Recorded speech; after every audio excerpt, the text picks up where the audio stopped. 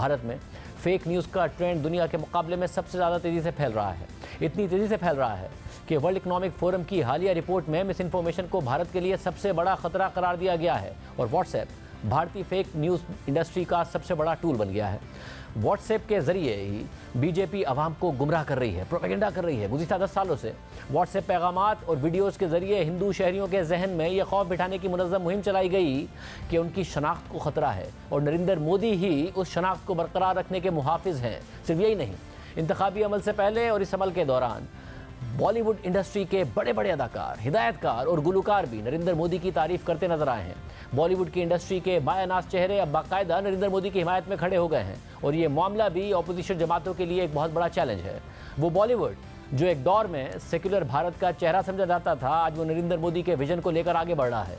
रवां साल ही भारतीय जनता पार्टी ने जिस बाबरी मस्जिद को मस्मार करके भारत में अपनी सियासी पहचान बनाई थी, उसी मकाम पर राम मंदिर की तामीर से नरेंद्र मोदी ने आरएसएस और भारतीय जनता पार्टी का देरीना वादा पूरा किया और अभी मंदिर की तामीर का अमल मुकम्मल भी नहीं हुआ था, मगर नरेंद्र मोदी इलेक्शन से पहले उसे अपनी सियासत के लिए इस्तेमाल करना चाहते थे। इसलिए उन्होंने मंदिर की तामीर मुकम्मल होने से पहले ही इफ्तिताई तकरीब रख ली और इस मंदिर की इफ्तिताई तकरीब में बॉलीवुड के कई अदाकारों ने भी शिरकत की। भारतीय अदाकार, गुलकार, क्रिकेटर, फिल्मसाज और बिजनेसमैन कम्युनिटी के मारूफ चेहरे भी इस तकरीब में शिरकत करते हुए और खुशियां मनाते हुए नजर आए, तस्वीरें लेते हुए नजर आए। इस तकरीब में अदाकार अमिताभ बच्चन, अभिषेक बच्चन, विकी कौशल, कतरीना कैफ, रणबीर कपूर, आलिया भट्ट, फिल्मसाज रोहित शेट्टी, राजकुमार हिरानी, अदाकार आयुष्मान खुराना, कंगना, विवेक ओबराय, माधुरी दीक्षित और रजनीकांत समेत दीगर ने शिरकत की।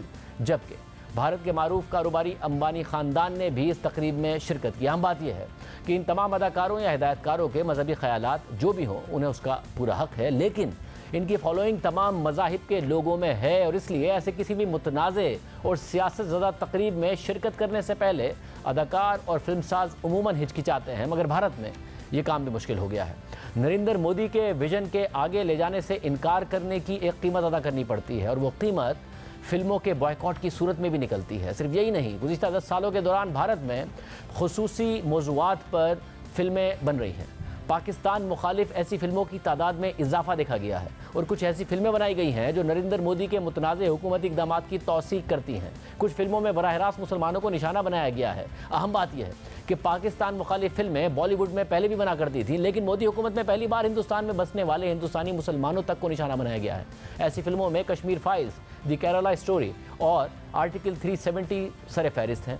और इससे भी अहम बात यह है कि ऐसी प्रोपेगेंडा फिल्मों की बाकायदा हुकूमती सतह पर तशहीर की जाती है और मुसलमानों को निशाना बनाती propaganda film the Kerala story का जब ट्रेलर रिलीज़ किया गया तो उसमें दावा किया गया कि ये फिल्म उन 32,000 केरला से ताल्लुक़ रखने वाले ख़वातीन की है जो मज़हब तब्दील करके दाइश के लिए काम करते हुए पकड़ी या मारी गई हैं। अहम बात यह है कि केरला से ताल्लुक़ रखने वाली ऐसी 3 ख़वातीन का इस हवाले से किरदार सामने आया था, मगर इस फिल्म में इस तादाद को 3 से बढ़ाकर 32,000 कर दिया गया। इस फिल्म में इस हद तक झूठे आदाद-ओ-शुमार दिखाए गए और इसके गिर्द इतना बड़ा तनाज़ा खड़ा हो गया कि मगरबी बंगाल रियासत ने केरला स्टोरी को दिखाने पर पाबंदी लगा दी और ये मामला भारतीय सुप्रीम कोर्ट तक पहुंच गया। और फिर सुप्रीम कोर्ट ने फिल्म के प्रोड्यूसर को इस शर्त पर फिल्म की नुमाइश की इजाज़त दी थी कि वो फिल्म से पहले ये डिस्क्लेमर दें कि उनके पास 32,000 ख़वातीन के इस्लाम कबूल करने और दाइश में शामिल होने के हवाले से कोई मुसद्दिका मालूमात नहीं है और ये एक फिक्शनल फिल्म है। मगर इसके बावजूद केरला स्टोरी फिल्म की तशहीर भी खुद भारतीय वज़ीर आज़म नरेंद्र मोदी ने की और अपनी इंतखाबी तकरीर में की और कांग्रेस को दहशतगर्दों का साथी करार दे दिया।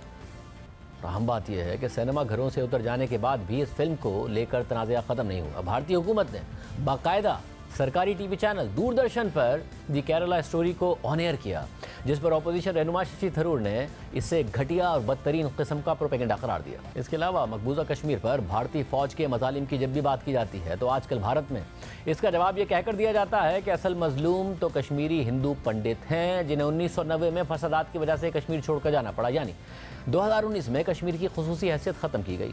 इसकी वजह से भारत को दुनिया भर में तनकीद का सामना करना पड़ा और फिर इस पूरे अमल पर से ध्यान हटाने के लिए 2022 में कश्मीर फाइल्स के नाम से एक फिल्म बनाई गई जिसमें कश्मीरी हिंदू पंडितों पर होने वाले जुल्म को उजागर किया गया और इस फिल्म को भी मोदी हुकूमत की जानिब से भरपूर सपोर्ट हासिल रही।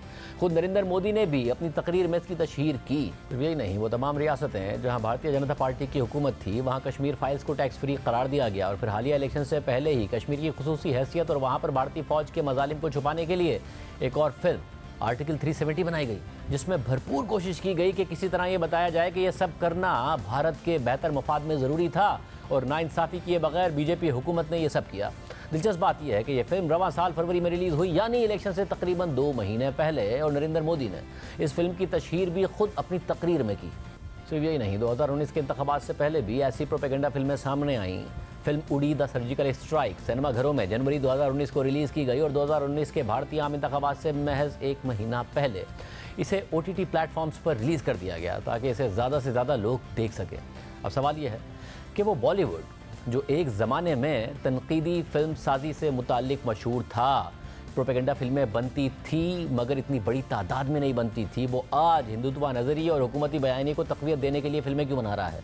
इसका जवाब यह है कि बॉलीवुड में भी भारतीय जनता पार्टी ने तनकीदी आवाज़ों को दबा दिया है और अपने इक़दामात से वाज़ेह पैगाम दिया है कि इस पार्टी के ख़िलाफ़ कोई तनकीद बर्दाश्त नहीं की जाएगी। 2020 में जब मशहूर बॉलीवुड अदाकारा दीपिका पादुकोण जवाहरलाल नेहरू यूनिवर्सिटी में होने वाले भारतीय इंतहा पसंद गुंडों के हमले में ज़ख्मी होने वाले तलबा से इज़हार यकजहती करने गईं तो तनकीद की जद में आ गई। उन्हें सोशल मीडिया पर ट्रोल किया गया, सख्त तरीन तनकीद करके उन्हें खामोश कराया गया। फिर मारूफ अदाकार नसीरुद्दीन शाह ने मुतनाज़ शहरियत बिल पर खुलकर बात की और भारतीय वज़ीर आज़म नरेंद्र मोदी को मुखातिब करके तनकीद की और शदीद गुस्से का इज़हार किया।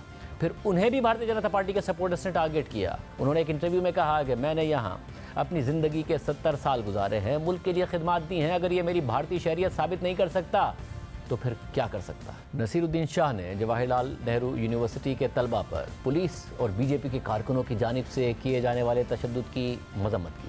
उन्होंने कहा कि तलबा और दानिश्वरों की तौहीन मुझे सबसे ज़्यादा तकलीफ़ दे रही है, मगर ये बिल्कुल भी ताज्जुब की बात नहीं है कि नरेंद्र मोदी में तलबा के लिए हमदर्दी का जज्बा नहीं है, क्योंकि वो ख़ुद कभी तालिब इल्म नहीं रहे। इससे पहले भी कुछ आवाज़ें उठी मगर खामोश करा दी गई और फिर एक एक करके सब खामोश होते गए। माजी में अदाकार आमिर खान ने भी भारत में बढ़ती हुई अदम बर्दाश्त पर बात की। फिर आमिर खान के खिलाफ भरपूर कैंपेन चलाई गई, तनकीद की गई और वो खामोश हो गए। इसके अलावा बॉलीवुड स्टार सलमान खान ने अमन की बात की। जब भारत में पाकिस्तानी फ़नकारों को बुलाने पर तनकीद हुई, पाबंदियाँ लगी और इंतहा पसंदों ने शोर मचाया, तो सलमान खान ने कहा कि फ़नकार वीज़ा लेकर आते हैं, वो दहशतगर्द नहीं होते।